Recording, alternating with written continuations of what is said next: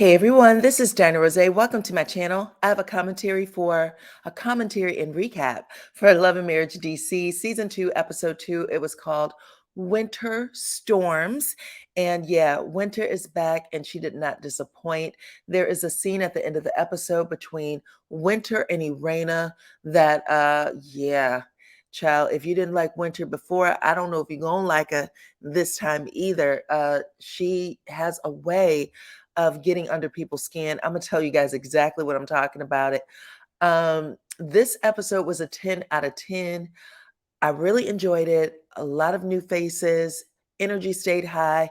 Let's talk about it, okay? Before I get started though, hit your like, subscribe, and your notification bell because that will help others find this video. Follow me on IG, Facebook, and TikTok. And as always, guys, I appreciate every single one of y'all for rocking with me. So let's get started. So the scene opens exactly where it left off, okay? Little Jamie is out there in the hallway, face red is all get out, snot coming out his nose, water coming out of his eyes. He was in the hallway after him and his father had gotten to it on the balcony at Jason's party. Jason is his little brother. And you remember he was having a send-off for the school for the blind. I think it's called Doors, right? He was getting his send-off party. Anyway, little Jamie is out there having a bit of a breakdown. The producer lets the parents know. Big Jamie and Eraina come out into the hallway, and Eraina's trying to comfort her son. What's wrong? And then Big Jamie's like, "What's going on?" Which set little Jamie off. He's like, "Get out of my face." He starts cursing at him. Big Jamie gets triggered. He's cursing back. "Stop playing with me in front of these cameras. You stop playing with me. What you gonna do?" Like these two are going at it. And the producer is taking Big Jamie down the hall. Another producer, a female producer, and little Jamie's mama is trying to pull him in another direction, but they are after each other verbally, okay? In confessional, Big Jamie said, "Listen, I don't play. And if you come at me, you're going to get knocked out, okay? I'm not the bad guy. I just want to see my son do better." Little Jamie's not trying to hear it though. The producer is trying to calm Big Jamie down. He's like, "Remember where you are. This is an event for your family and friends." Now they are in some sort of, I don't know if it's like a condo.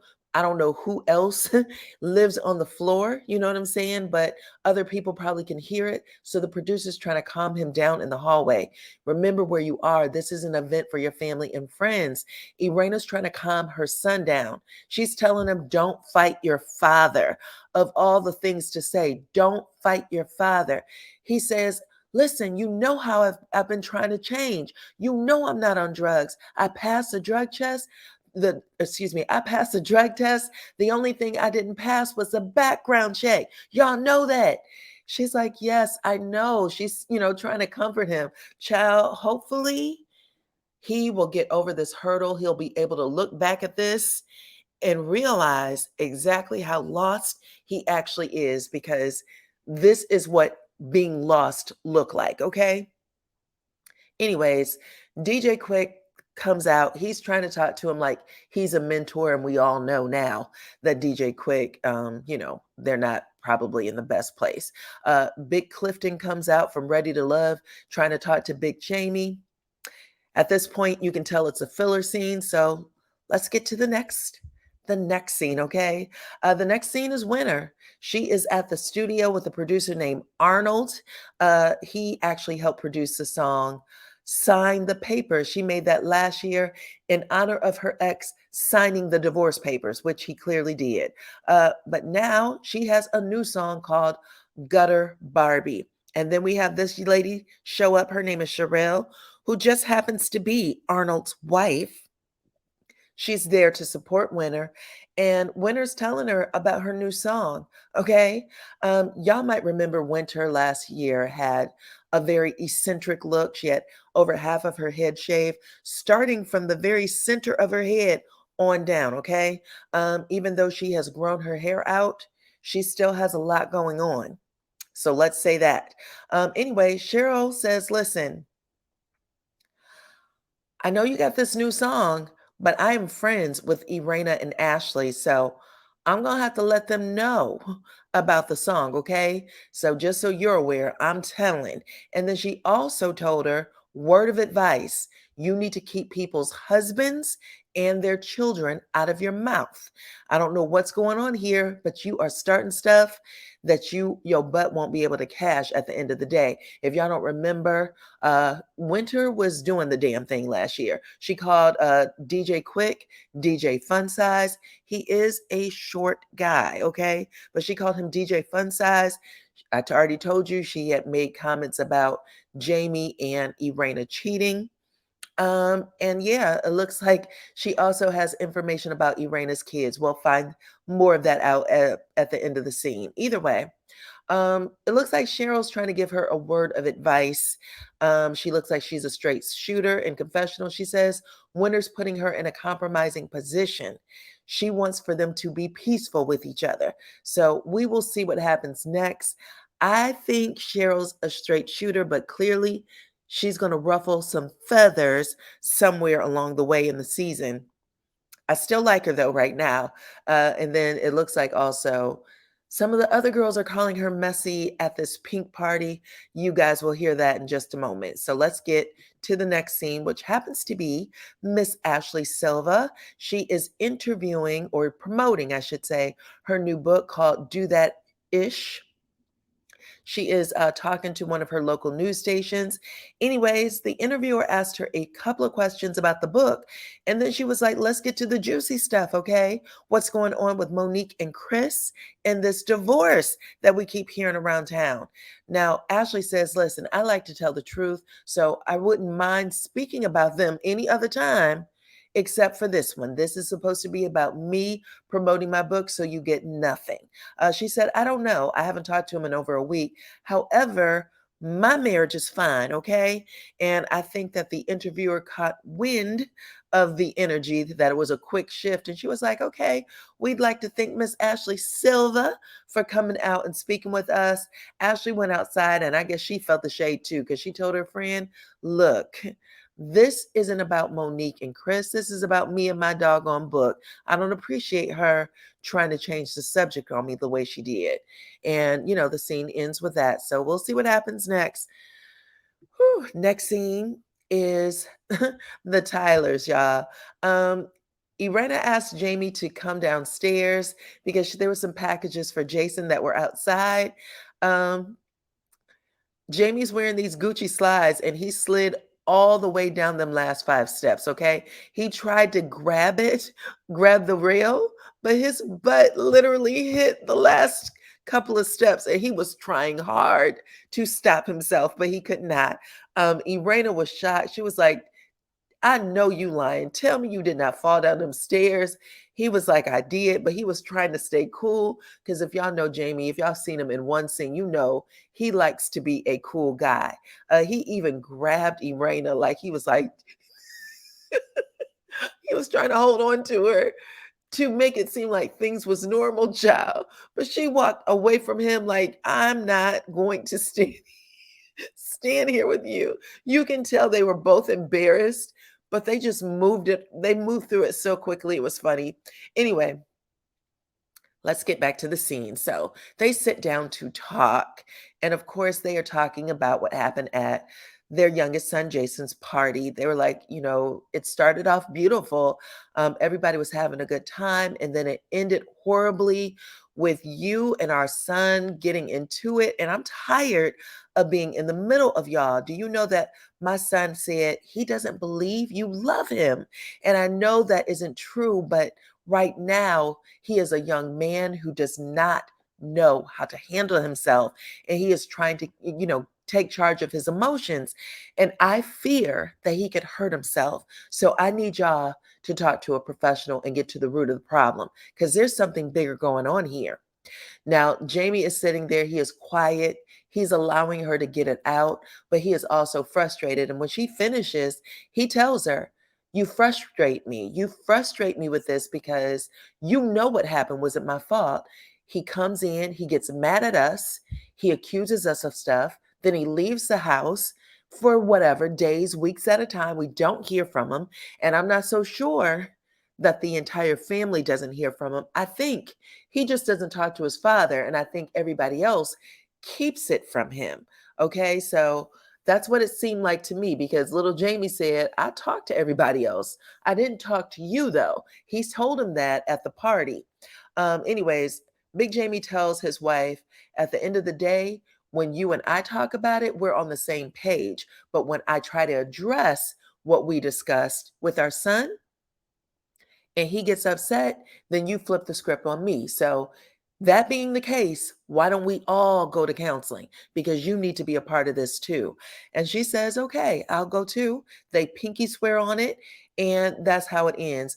You can tell that they are a close knit family, but that little Jamie doesn't do things the way they want him to in regards to, I guess they're the type of family when we fight, we want to work it out right then and there.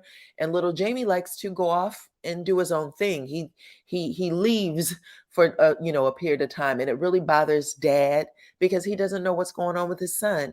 So yeah, I'm happy that they have agreed in this scene to go to counseling. So, y'all let me know what y'all think about it in the comments, okay? In the next scene, we get Miss Ashley, her good BFF from childhood. Alicia stops by. They are in the process of getting her book bundles together for the release of her book. Again, they've known each other since childhood. And Ashley starts talking to her about her mother. She was like, listen, you knew what happened to me when I was a kid. My mother abandoned me. She went to live with her boyfriend when I was 16 and left me to fend for myself. And this woman does not remember it like that. And this stuff is in the book now. She feels that I'm disrespecting her by putting it in the book. And she and I need to talk. I really want her to read it, but you know the truth because you were there when all of this happened. My sister Pooh knows the truth. She was there when all of this happened. My mother is the only one who sees it differently. So, yeah, this is going to be interesting too. Um, and I'm kind of wondering, we'll have to find out what her mother's perspective is. And it looks like we'll get that scene next week.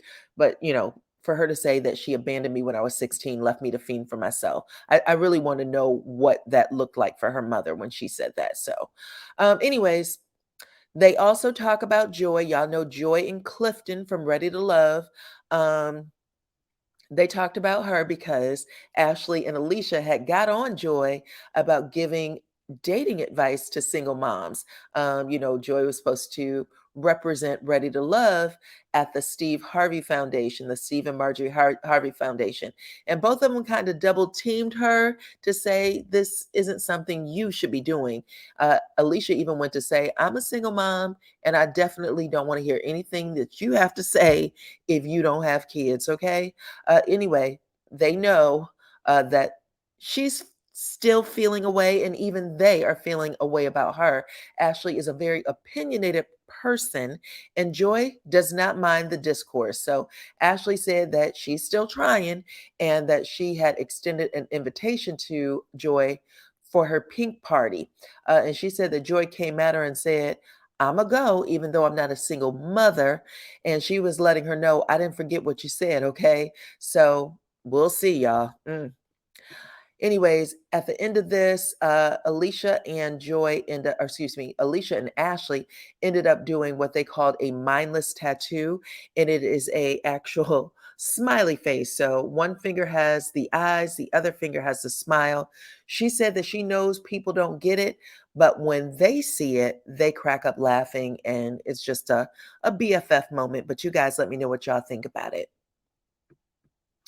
In the next scene, we get Joy and Eraina. Joy visits Eraina at her house. She said that she's known Eraina for a little over a year, met through her fiance, Clifton. She said Clifton and Jamie are good friends. But she says that her and Eraina are good friends now, too. In fact, they're so good of friends, she considers her family at this point.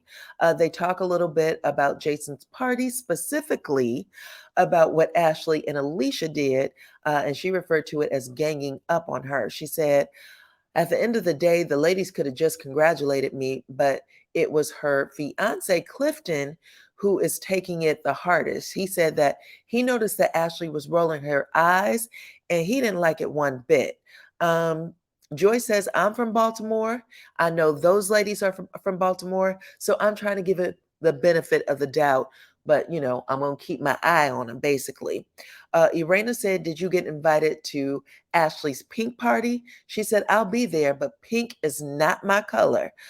In confessional, Eraina said she doesn't believe that Ashley and Alicia were ganging up on her, that they were just asking questions. And she said, Joy, welcome to the group, because if you want to be in this group, you're going to have to get used to them too, because that's how they handle themselves.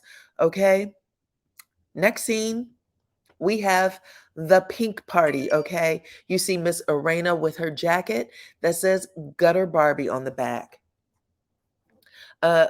Ashley has the party. There is a line of women, old, young, you name it, that is standing outside of the building, and they are waiting to get in. The organizers come to Ashley and say, hey, how long do you think it's going to be? We'd love to bring them inside. Ashley said, no one's coming inside until it's ready. Right now, nothing's ready. This is tacky. Don't ask me again. And then we proceed to, they show us Eraina, her daughter, Alicia, Cheryl, everybody that's on the cast is walking past these people standing there, coming in, eating, drinking drinks. So it was pretty funny to see that. But Eraina's standing there with her Gutter Barbie shirt, jacket on, and Cheryl, who y'all remember had met Winter in the studio just a little bit earlier, she noticed the jacket and she said, yo, just so y'all know, Winter's actually making a song called Gutter Barbie, and it's an ode to the two of you, okay? Eraina said, is it some sort of diss track? Cheryl said, no, my husband doesn't do diss tracks, but I don't know what the lyrics are exactly. Ashley said, so your husband is working with Snowflake. She refuses to address Winter by her government name. Cheryl said, yes. However, is there any way y'all can squash the beef? Because she told me what's happened, and I just feel y'all can move on. Ashley said, no, been there, done that, and I'm not going to even try it again, okay?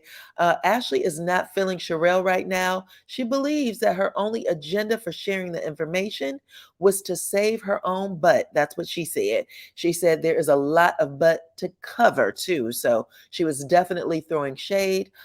Miss Cheryl is a woman of a particular size. She is beautiful, let me say that, but she was definitely making a weight joke against Cheryl, okay? Eraina seems to feel the same way. She said, why is she coming here with any type of conversation about Winter? Now, mind you, she wore the jacket. Even said that last year they made a bunch of money selling t-shirts that said Gutter Barbie on it. So basically, she's turning other people's shade into $1 like Candy Burris. But she said, even though we talking about her and making fun of her, I don't know what your true intention was to bring her up at the party. So Eraina and Ashley are side-eyeing Cheryl. Is her name Cheryl or Cheryl? Maybe it's Cheryl, okay? Anyway, Ashley dismisses Cheryl. She told her, listen, why don't you go out and make sure that the guests are okay and they have drinks? And Sherelle's like, chick, aren't I a guest? Shouldn't you be making sure that I'm okay and that I have drinks? But she recognizes the play. So she gets up and she twists out. And let me tell you, she's wearing this pink bodysuit with like this sheer cover, but you can see them cheeks sticking out, okay?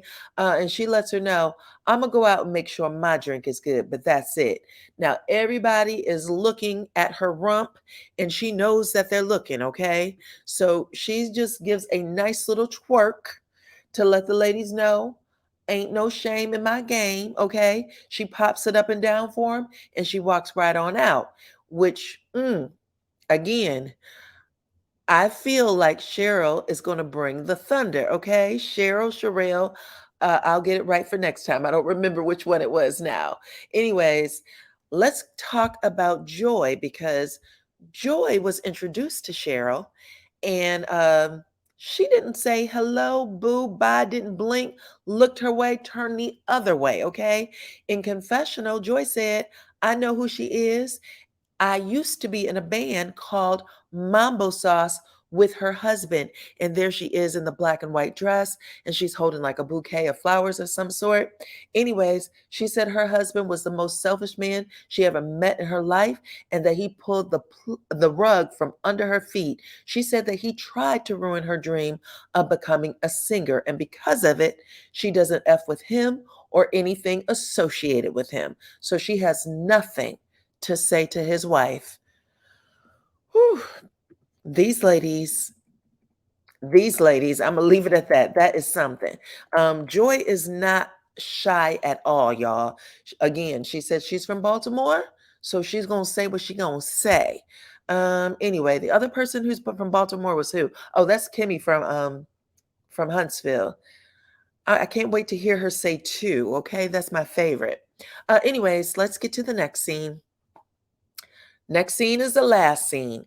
It's Eraina and Winter, okay? At Winter's request, Eraina shows up to meet her. Now, Winter has asked this woman several times. She said, I've reached out to you several times to see if you would meet with me, and you did not respond. Eraina was like, that's right. I didn't want to meet with you. And the only reason why she's probably doing it now is because she's getting paid to do so. Otherwise, I don't care about you or anything that you have to say.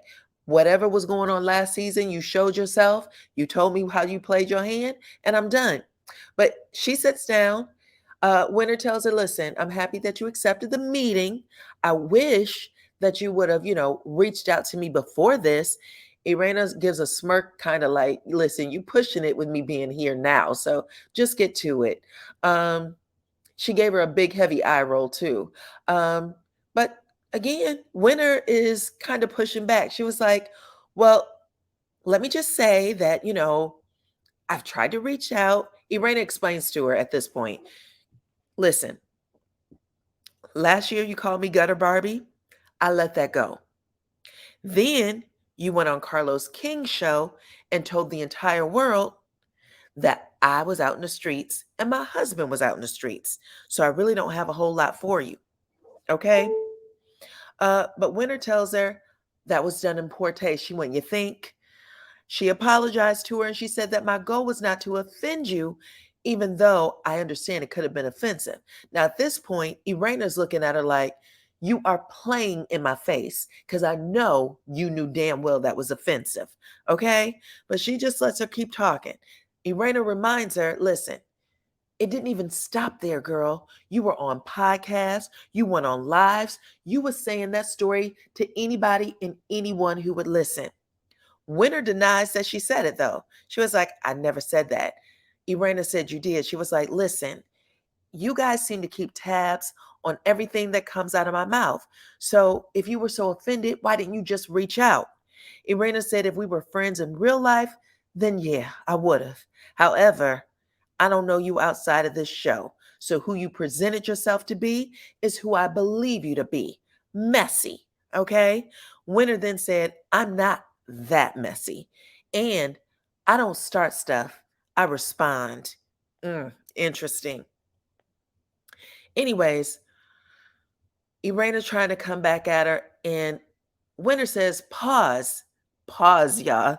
She literally she does not seem like she's being very apologetic. She just needs to get something out. So she says, pause. Listen to me, Eraina. Pause. There is someone in your circle who is running their mouth about your business. That's how I got it. Eraina said, we don't even have a big circle. Winter says, well, you still need to check it because, ma'am, they are sharing info about your disabled son, and that's what disturbed me. So that's why I wanted to come to you and share. And she seemingly, she was threatening to tell it as well. So Eraina says, girl, you sent me a DM about my children. Winter again tries to deny it in a small bit anyway. Eraina said, do you want me to read it? She went, you don't have to read it. I know what it says. Anyways, she continues with, there's someone that you know that is sharing your business. Eraina said, tell me what the receipts are, Winter. And Winter tells it. She said, they said that your son was institutionalized in some school for the blind, and that you and your husband used to run the streets. when your son aged out of the school, you moved your mother-in-law in or your mother in to take care of him, and the two of you were still in the streets. Well, Eraina makes this confused face like, who in the hell would tell you that story? But at the end of the day, I mean, even though Winter is saying you need to figure it out, girl, it came from somewhere. So if you want her to know who it is or what it's about, you would just say, this person shared it because you were biting at the bit to tell it. So at this point, we just need to see what happens next week because it's definitely going to pick up from here.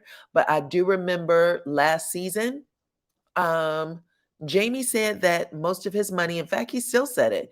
He was known for throwing parties all over DC and Maryland, big events, soirees. I can't even say it. And Eraina used to attend some of them, not all of them, because part of her thing was, I didn't know what you would do when you were at these parties. I don't know if you were faithful or not. I couldn't prove that you weren't being faithful, but I don't know. That was one of the things that came up in last season's storyline. So I'm looking forward to seeing what happens next.